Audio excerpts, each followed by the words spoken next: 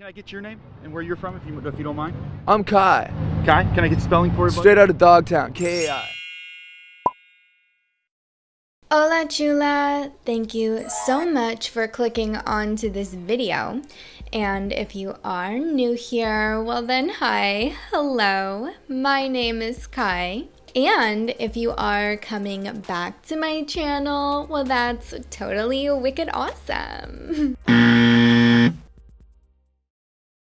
So today's video is, I guess it is kind of sensitive. We're going to be discussing some topics around CSA and the whole debacle that Watchtower is currently involved in the state of Pennsylvania.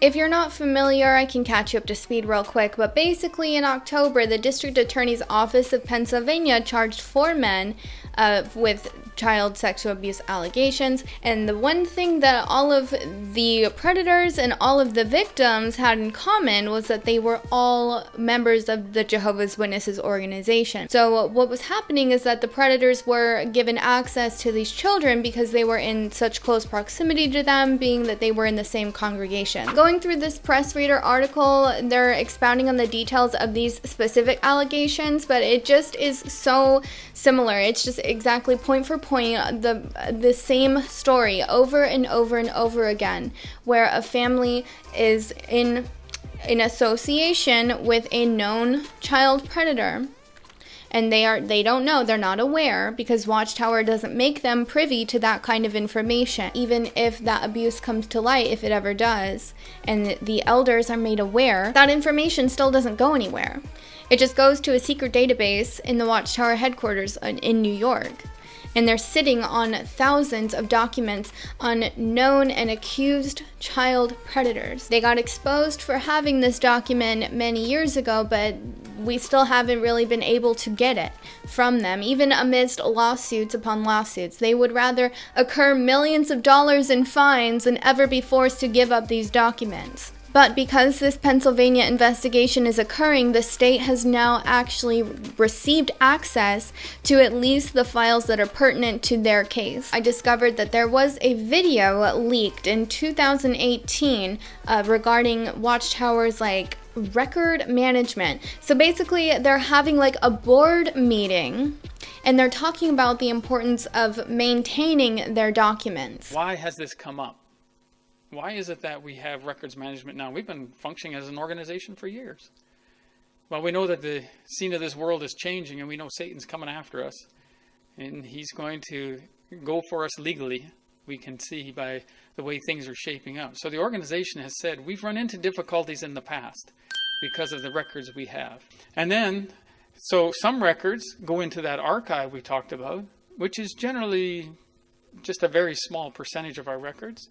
And then the rest of them, they get destroyed at the prescribed time frame. We're going to say that this issue has questions in it, and you have to answer the questions. You go through, you create a draft, and you think it looks really good. You pass it by, or someone in your department passes it by you as the overseer, and you look at it and say, no, change this, change that. We look at all those that were not approved, all these drafts, and we get rid of all drafts. We no longer keep drafts. So when they say records, they're meaning all kinds of records, not just the kind that would be kept for CSA cases, but other general records like property stuff, building permits, whatever. But we'd be absolutely dumb not to think that this exact same process is going to be used to handle their 𝗧-77 forms that they keep on child predators. We're going to say that this issue has questions in it, and you have to answer the questions. You go through, you create a draft, and you think it looks really good. You pass it by, or someone in your department passes it by you as the overseer, and you look at it and say, no, change this, change that. I do not like the way that he just brushed past that little bit. What information exactly are you removing from these documents? We look at all those that were not approved, all these drafts, and we get rid of all drafts. We no longer keep drafts. So once we've finalized our document, we clean out all drafts. And the reason is because there's many comments that are sometimes made on drafts. Those are the ones that get us in trouble.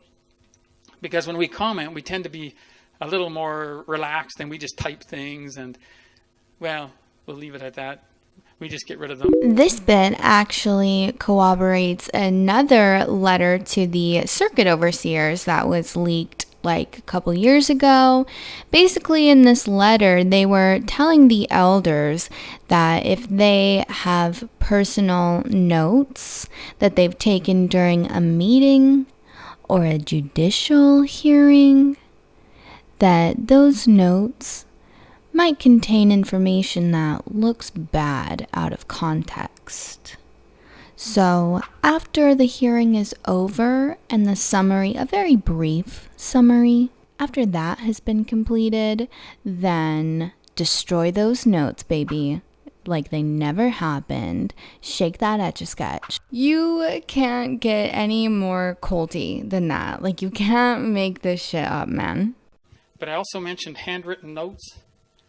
Now, sometimes we think, well, handwritten note, how important can that be? Well, we've found out they're very important. We used to deal with a company. We bought a particular product from them. We hadn't dealt with them in 20 years.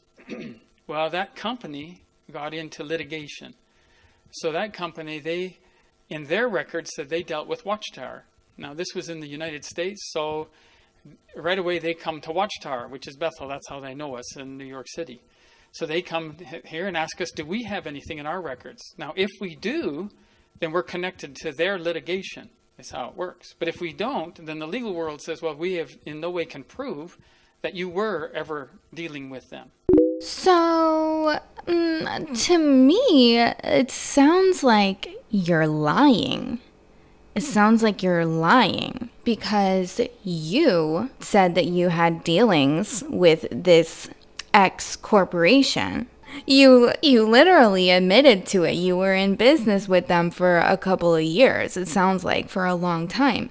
So when they come to you and they ask you if you've ever been in association with this company that is now under litigation, for you to not say anything but yes is a lie. That's a lie. You're lying. What a fucking liar, dude. What a fucking Weasley little liar, dude. What a fucking Weasley little liar. They asked a few different ones. No, nobody had any records of it. They asked one brother and he said, oh, yes, I do. And he was in his top drawer. He pulled out and he had a handwritten note. So that handwritten note tied us back to litigation and cost us a few $100,000. Basically, we want you to follow the program. And the governing body says, we want you to follow the program. And Some of the branches we've worked with, no elder groups keep any of those files. Once they've handled a case, a situation, they send them all to a central location. So when I work on perhaps a judicial case, when I'm all finished with it, I send it in. I destroy anything I have because mine are now convenience copies. They have the master. They keep the master. If now a situation comes back up with, this individual, then I contact the Bethel. Well, they've contacted me and said, we want you to be back on this judicial case. I ask them for the file and they give it back to me, or they give me a copy. I work on it. I turn in my report. I destroy everything I have. They keep the master. And that was the smoking gun. Basically, what he's saying is that if the elders were made aware of an abuse case and they tried it as a judicial matter, they will fill out a form. They've got a whole bunch of questions that they have to answer and then send back to the branch committee. And then after that has been done, then the local elders who handled it internally destroy those documents. So there is very necessary information, very pertinent information that is just being destroyed. It's just, they're just tossing it out and sending it off to the headquarters in New York to be added to that database. So this is an absolute mishandling of that information. It's incredibly irresponsible and honestly downright criminal. It mentioned there's a certificate of destruction. Now that's the piece that we want to show you next. We have our records retention schedule. So if litigation comes up, or if the branch committee decides we want to put some records on hold, then they can notify a department. The department will set aside those records If it's on a hold or if there's litigation, they set them aside. And if you're an opposing counsel and you're looking for something that has a content of this record series, we don't have it anymore because we destroyed it on this time frame. This whole meeting was just how to cover your ass in a biblical way. I'm no lawyer, believe it or not, but to me this just seems like you're obstructing justice. Like, if you have this information and if somebody comes to collect and you're just like, oh, well, we don't have it because we burned it, we don't have it, here's a certificate of destruction, then that I just feel like, why would you need to do that? If you didn't have anything to hide, if you weren't doing things that you know you shouldn't have been doing, then what is this all about? One thing I just want to make sure is perfectly clear is that, yes, we know Watchtower does compile these documents on child predators and they maintain them in a database, but now we have concrete proof that they have a systematic way to delete this information whenever necessary.